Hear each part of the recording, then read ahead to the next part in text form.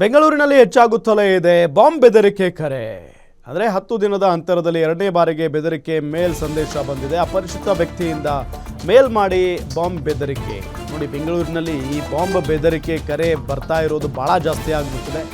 10 ದಿನದ ಅಂತರದಲ್ಲಿ ಎರಡನೇ ಬಾರಿಗೆ ಬೆದರಿಕೆ ಮೇಲ್ ಸಂದೇಶ ಬಂದಿದೆ. ನೋಡಿ, ಅಪರಿಚಿತ ವ್ಯಕ್ತಿಯಿಂದ ಮೇಲ್ ಮಾಡಿ ಬಾಂಬ್ ಬೆದರಿಕೆ ಹಾಕಿರೋದು.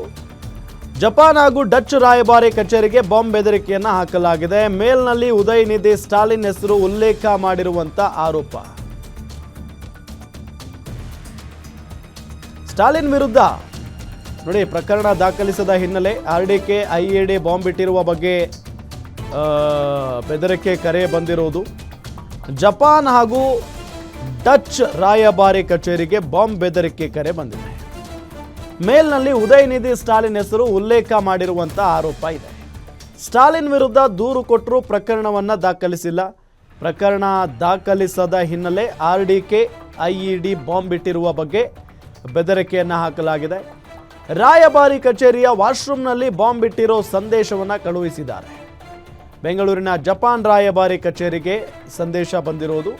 ಮಾಹಿತಿ ಬಂದ ಬೆನ್ನಲ್ಲೇ ಪೊಲೀಸ್ನವರು ಬಾಂಬ್ ಸ್ಕ್ವಾಡ್ನಿಂದ ಪರಿಶೀಲನಾ ಕಾರ್ಯವೂ ಕೂಡ ನಡೆದಿದೆ ಅಲ್ಲಿ. ಬಟ್ ಏನು ಸಿಕ್ಕಿಲ್ಲ ಅನ್ನೋದು ಗೊತ್ತಾಗ್ತಾ ಇರುವಂಥ ಸಂಗತಿ. ಇದೇ ವಿಚಾರಕ್ಕೆ ಸಂಬಂಧಪಟ್ಟಂತೆ ಡೀಟೇಲ್ಸ್ ಕೊಡ್ತಾರೆ ನಮ್ಮ ಕ್ರೈಮ್ ರಿಪೋರ್ಟರ್ ಗಿರೀಶ್ ಸಂಪರ್ಕದಲ್ಲಿದ್ದಾರೆ. ಗಿರೀಶ್, 10 ದಿನಗಳ ಅಂತರದಲ್ಲಿ ಎರಡನೇ ಬಾರಿಗೆ ಬೆದರಿಕೆಯ ಮೇಲ್ ಸಂದೇಶ ಬಂದಿದೆ. ಇದು ಯಾಕೆ, ಯಾವ ಕಾರಣಕ್ಕೆ ಈ ರೀತಿಯಾಗಿ ಬರ್ತಾ ಇರೋದು ಮತ್ತು ಎಲ್ಲಿಂದ ಬರ್ತಾ ಇರೋದು ಅನ್ನೋದ್ರ ಬಗ್ಗೆ ಏನಾದರೂ ಪೊಲೀಸ್ನವರು ಹೇಳಿದ್ದಾರೆ? ಡೀಟೇಲ್ಸ್ ಕೊಡ್ತಾ ಹೋಗೋದಾದ್ರೆ. ರಾಮ್, ಈ ಒಂದು ಬಾಂಬ್ ಬೆದರಿಕೆ ಇಮೇಲ್ ಬಂದಿರೋದು ಇವತ್ತಿನ ಮುಂಜಾನೆ 5:30 ಸುಮಾರಿಗೆ. ಈ ಒಂದು ಬಾಂಬ್ ಬೆದರಿಕೆ ಅತಿ ಪ್ರಮುಖವಾಗಿ 3 ಕಾರಣಗಳಿಗೆ ಬಂದಿದೆ ಅಂತಾನೆ ಹೇಳ್ಬೋದು. ಅದರಲ್ಲಿ ಏನು ಈ ಬಾಂಬ್ ಬೆದರಿಕೆಯನ್ನು ಕಳಿಸಿರುವ ಮಹಿಳೆ ಏನಿದ್ದಾರೆ ಅವರು ಜೀವ ಅಂತ ಹೇಳಿ ಏನು ಅಲ್ಲಿ ಮೆನ್ಷನ್ ಮಾಡಿರುವಂತದ್ದು. ಅವರ ವಿವರಣೆಯನ್ನು ನಾನು ನಿಮ್ಗೆ ಹೇಳ್ತಾ ಹೋಗ್ತೀನಿ. 3 ಕಾರಣಗಳಲ್ಲಿ ಮೊದಲನೇ ಕಾರಣ ಏನು, ಈ ಹಿಂದೆ ಜೀವ ಹಾಗೂ ಅವರ ಗೆಳತಿಯಾದಂತಹ ಗೈನಾ ಇವರು ತಮಿಳುನಾಡು ಮೂಲದವರು. ತಮಿಳುನಾಡಿನ ಒಂದು ತಾಜ್ ಹೋಟೆಲ್ ನಲ್ಲಿ ಡಿನ್ನರ್ ಅನ್ನ ಮಾಡುವ ಸಂದರ್ಭದಲ್ಲಿ ಒಬ್ಬ ವ್ಯಕ್ತಿ ಬರ್ತಾನೆ. ಆತನು ಕೂಡ ಇವರ ಫ್ರೆಂಡ್. ಆತನ ಹೆಸರು ಅರ್ಜುನ್ ದೊರೆ ರಾಜಶಂಕರ್ ಅಂತ.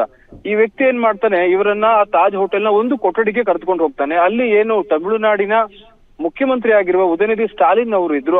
ಅದು ಕೂಡ ವಿವಸ್ತ್ರವಾಗಿ ಅವರು ಕುಳಿತಿದ್ರಂತೆ. ನಂತರದಲ್ಲಿ ಇವರಿಬ್ಬರನ್ನೂ ಸಹ ಏನು ಅವತ್ತಿನ ದಿವಸ ಅಲ್ಲಿ ಏನು ಹಲ್ಲೆ ಮಾಡಿ ನಂತರದಲ್ಲಿ ರೇಪ್ ಮಾಡಲಾಗಿದೆ. ಹೀಗಾಗಿ ಇವರು ಅಲ್ಲಿನ ಪೊಲೀಸ್ ಠಾಣೆಗೆ ದೂರನ್ನ ಕೊಡಲು ಹೋಗಿದ್ದಾರೆ. ಆ ಒಂದು ಸಮಯದಲ್ಲಿ ದೂರನ್ನ ಅಲ್ಲಿ ಸ್ವೀಕರಿಸಿಲ್ಲ. ಇದೊಂದು ಮುಖ್ಯ ವಿಚಾರ.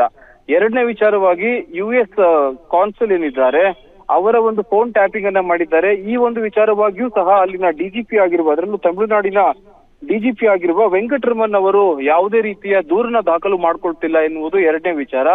ಇನ್ನೊಂದು ಮೂರನೇ ವಿಚಾರ, ಇವರಿಗೆ ಈ ಎಲ್ಲಾ ನಡೆಯಿಂದ ಅನ್ಯಾಯವಾಗಿದೆ, ನಮ್ಗೆ ಸರಿಯಾಗಿ ರೆಸ್ಪಾನ್ಸ್ ಸಿಗ್ತಾ ಇಲ್ಲ. ಈ ಎಲ್ಲಾ ವಿಚಾರಗಳಿಂದ ನೊಂದು ನಾವು ಏನು ಬೆಂಗಳೂರಿನ ರಾಯಭಾರ ಕಚೇರಿ ಏನಿದೆ, ಡಚ್ ರಾಯಭಾರ ಕಚೇರಿ, ಇದರ ಮೇಲೆ ಒಂದು ಆರೋಪವನ್ನ ಮಾಡಿ ಹೀಗೆ ಒಂದು ಬಾಂಬ್ ಇಟ್ಟಿದ್ದೇವೆ ಎನ್ನುವ, ಅದು ಕೂಡ 11ನೇ ಫ್ಲೋರ್ ನಲ್ಲಿ 4 RDX ಗಳನ್ನ ಇಟ್ಟಿದ್ದೀವಿ ಎಂಬ ಒಂದು ಆರೋಪವನ್ನ ಮಾಡಿದ್ದಾರೆ. ಸದ್ಯಕ್ಕೆ ಇದೊಂದು ಹುಸಿ ಕರೆಯಾಗಿದೆ ಅಥವಾ ಹುಸಿ ಇಮೇಲ್ ಅಂತ ಪೊಲೀಸರು ಈಗಾಗಲೇ ಸ್ಪಷ್ಟಪಡಿಸಿರತಕ್ಕಂಥದ್ದು.